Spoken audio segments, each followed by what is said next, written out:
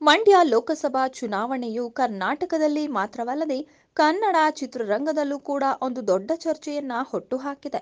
ಅದಕ್ಕೆ ಮುಖ್ಯ ಕಾರಣ ಆಗಿರೋದು ಸುಮಲತಾ ಅಂಬರೀಶ್ ಅವರು ಚುನಾವಣಾ ಕಣದಲ್ಲಿರೋದು. ಸುಮಲತಾ ಅವರು ಸ್ಪರ್ಧಿಸುತ್ತಿರೋದ್ರಿಂದ ಸಹಜವಾಗಿ ಚಿತ್ರರಂಗದಿಂದ ಯಾರ್ಯಾರು ಸುಮಲತಾ ಅವರ ಬೆಂಬಲಕ್ಕೆ ಬರಲಿದ್ದಾರೆ, ಯಾರ್ಯಾರು ಅವರ ಪ್ರಚಾರಕ್ಕೆ ನಿಲ್ಲುತ್ತಿದ್ದಾರೆ ಎಂಬ ಹಲವು ಪ್ರಶ್ನೆಗಳು ಹುಟ್ಟಿಕೊಂಡಿದ್ದು ಮಾತ್ರ ಸುಳ್ಳಲ್ಲ. ಇದಕ್ಕೆ ಸೂಕ್ತ ಉತ್ತರ ನೀಡುವಂತೆ ಸದ್ಯ ನಟ ಧ್ರುವ ಸರ್ಜಾ ಅವರು ಶಾಕಿಂಗ್ ಹೇಳಿಕೆಯನ್ನ ನೀಡಿದ್ದಾರೆ. ಅಷ್ಟಕ್ಕೂ ಏನ್ ಹೇಳಿದ್ದಾರೆ ಅಂತ ಹೇಳೋಕ್ಕೂ ಮುಂಚೆ ಈ ನಮ್ಮ ಚಾನೆಲ್ ಅನ್ನ ಸಬ್ಸ್ಕ್ರೈಬ್ ಮಾಡೋದನ್ನ ಮರಿಬೇಡಿ.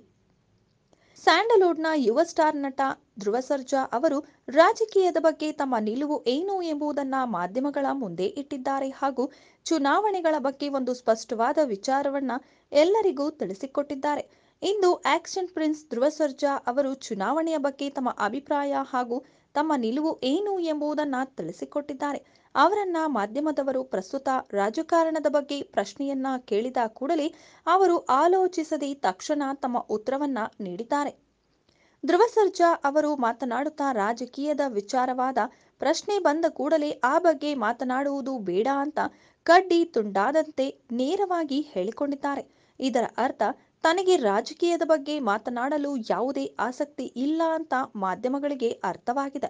ಇನ್ನು ರಾಜಕೀಯದ ವಿಷಯ ಬೇಡ ಎಂದ ಅವರು ನಂತರ ಮತದಾನದ ಕುರಿತಾಗಿ ಮಾತನಾಡಿ ಪ್ರತಿಯೊಬ್ಬರೂ ಕೂಡ ತಪ್ಪದೆ ಮತದಾನ ಮಾಡಬೇಕು ಅಂತ ಹೇಳಿ ಅವರು ಅದನ್ನ ತಪ್ಪಿಸಬಾರದು ಅಂತಾನೂ ಹೇಳಿಕೊಂಡಿದ್ದಾರೆ.